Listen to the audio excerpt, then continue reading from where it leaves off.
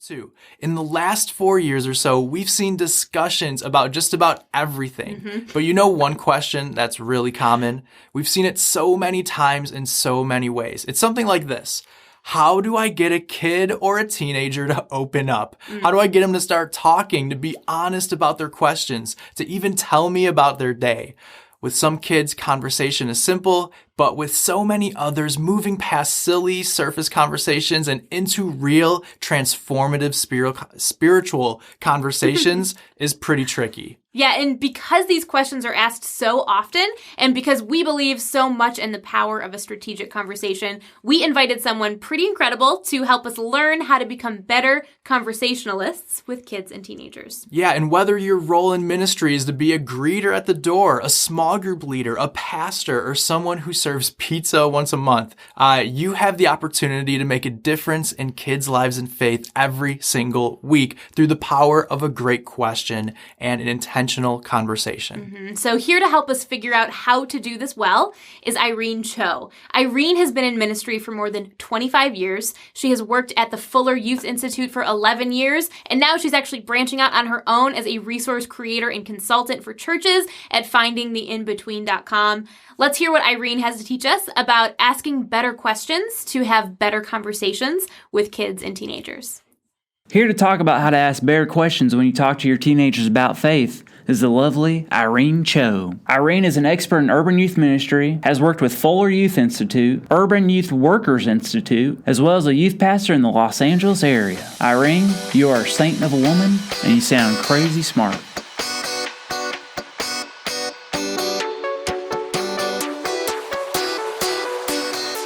Hi friends, I'm so excited to be here with you at GrowCon and to share with you some ways to think about how to ask good questions to our students to create some thriving, abundant conversations with our young people. Things that I've learned over the last 25 years of youth ministry. So I hope this talk helps, and let's dive in. So one of the top things I get asked about is how to create conversations with young people, how to ask better questions.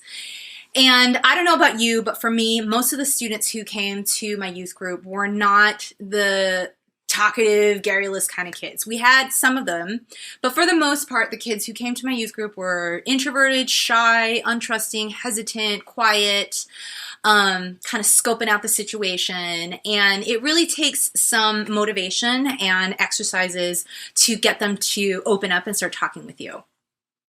Every time I think about this subject, I think about an old TV show called The Wonder Years, which was a lovely show about a middle schooler by the name of Kevin Arnold. And Kevin, one of the episodes, was really excited to go back to school because all summer long he had not seen the love of his life, Winnie Cooper. And he was going to see her at school, and he said this was the year that something was going to happen, that he was going to make something happen with her. But lo and behold, he gets to school and he finds out that over the summer, Winnie got a boyfriend. Kevin is devastated, obviously. I mean, what worse thing could happen to a 7th grader on the first day of school? He gets to lunch. He's in such a down mood, and one of the bullies throws something at him. It lands in his tray, and it splatters him. And he looks over, and the kid is like, laughing and mocking him, and he's just had it. So he takes his apple, and he chucks it at the kid, and he begins to this whole entire cafeteria food fight. And the principal, unfortunately, sees Kevin throwing the apple, and so he blames Kevin for starting this. He's taken to the principal's office, his mother gets called, and his mother is sitting in the office asking him, Kevin, why did you do this? And so begins Kevin's monologue in his mind. I wanted to tell her that I did this for justice. I wanted to tell her that I did it for unrequited love.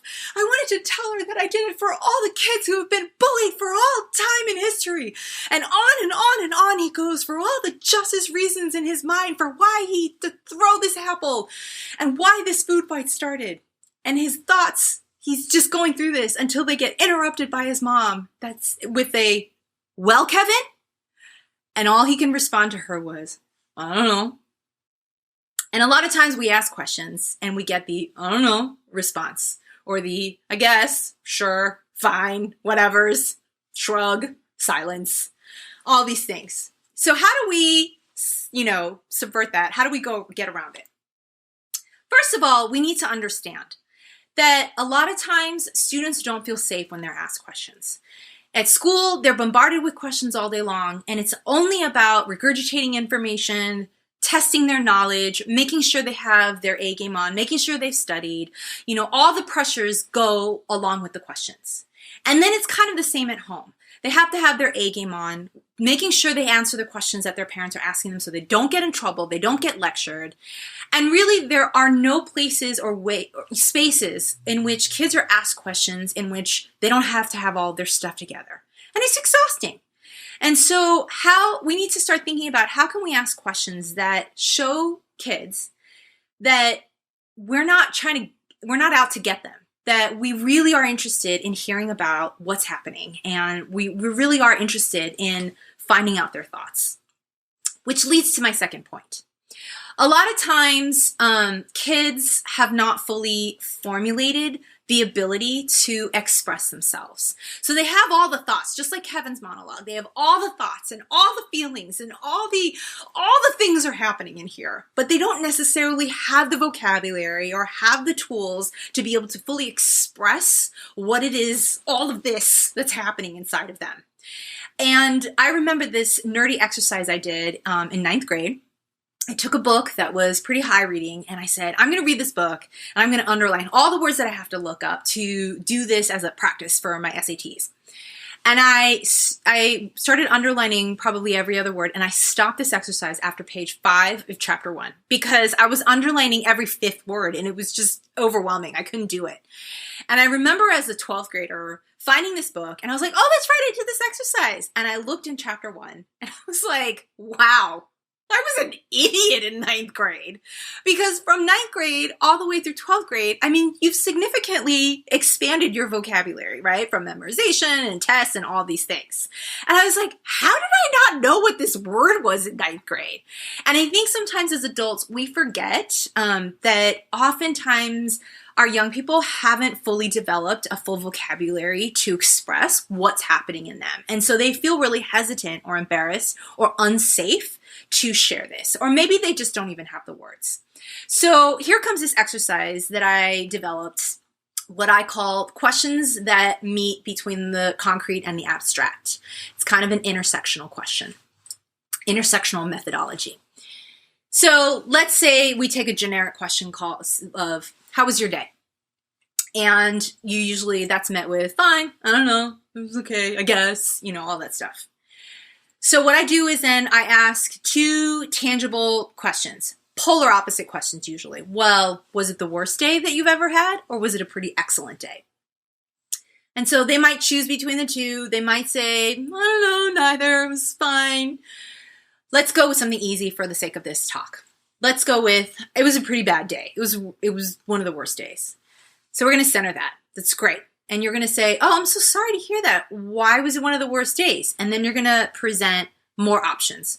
Did something happen with your teachers? Did something happen with your friends? Did something happen with your classmates? Was it with your family? You're going to give them tangible buckets that they can safely dive into. And so they might choose their teacher. Something happened with their teacher. And you're going to put that in the center. Be like, oh man, did something were they really unfair? Did they pick on you? Did you have a conflict with them? You're going to kind of give them, again, buckets as you keep diving in. And what this does is, first of all, it shows them that you actually are interested in finding out how their day went because you're listening to them and engaging with them and asking follow-up questions. So you're really paying attention. That shows them all those things. It also gives them some safe buckets where they can get an idea of no, it was my teacher. I had all these feelings happening and I was just really pissed off and angry, but actually it was because Mrs. So-and-so was a jerk to me today. That's right. That's what happened today. And then they can start unpacking that. And as this exercise progresses, or as you repeat this exercise over time, this will really show them that you are somebody trustworthy, that this space of conversation is a safe space. This is super helpful in particular with shy kids, kids who don't have families that are safe environments for them, Asian American kids, because our culture really is a hierarchical culture and it doesn't allow permission to speak up to adults. It could be good for kids who are new and don't really know where you're coming from. So a lot of like marginal kids or kids that feel like they're outliers or don't fit in and don't feel safe, this is a great exercise for them. The third thing as you're doing this exercise is to really be comfortable with silence. I think a lot of times us as leaders, we feel like we need to fill in the gaps and fill in the space, and we need to let them be able to process and just sit. And so a lot of times I'll ask a question, say it was their teacher, and then they're kind of saying, like, I don't know, I don't want to talk about it. So I'll go on for minutes driving, just letting them have space, being quiet, and letting them know that I'm okay to be quiet. I'm okay to let you have an emotional space to process this. And sometimes they'll begin to open up, and so you need to shut up and listen. And sometimes I need to show them that, hey, this is an example of a vulnerable space. I'm going to go first. So say they had a really horrible day. I will share a funny story or a self-deprecating story about a really terrible day that I've had. Whether in high school or recent or whatever, something that makes them show that I'm willing to express to them that you're not alone in having terrible days. But also, here's this funny way that I can share with you how your youth pastor is kind of a hot mess. And that usually gets a chuckle, and they feel like, okay, I can kind of share things. So in that process, don't be afraid of the silence. Some students, this will take really long, and it'll be a while before they start to really trust you. Some students will get this right away. This method is not guaranteed all the time because obviously there's trauma and different things that we need to take into account. But it has been helpful for the majority of time to show to students that you are trustworthy.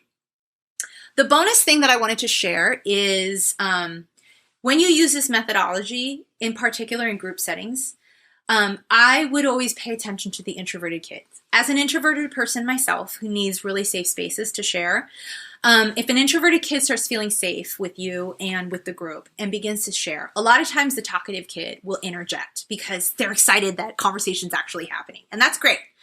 But what we want to do is to either stop the talkative kid and say, we want to totally hear that. That's great. Let's let so-and-so finish. Or I let the talkative kid finish, and then I make sure 100% to go back to the introverted kid and to say to them, hey, so-and-so, so you were sharing, and then I would even recap what it is that they said so that I'm showing them that I paid attention, and recap what they said. And usually that will be met with, no, it's fine. I don't have to share. And I usually then say, are you sure? Because we really would love to hear your thoughts. And they're like, no. And that's okay. Don't push them because now they're not in the safe space emotionally, but at least in their mind, they're putting it on record that you've paid attention, and they're keeping record of that. And so the next time they'll actually potentially be braver and have the courage to say, okay, I'll go. And they might shorten their answer, but at least they would have taken a step forward to express themselves. And also it helps create dynamic in the group to show everyone we need to pay attention and listen to one another. So I hope this has been really helpful. These are some things that I've really kind of been, as I've discussed and, had conversations with kids, it's worked. So I hope this helps you as you dive into some of these methods and, understandings with young people, and that your conversations with them turn into these can't shut them up abundant conversations. So thanks for listening, and I hope this is helpful as you continue on serving and doing amazing things that you're all doing with your youth kids.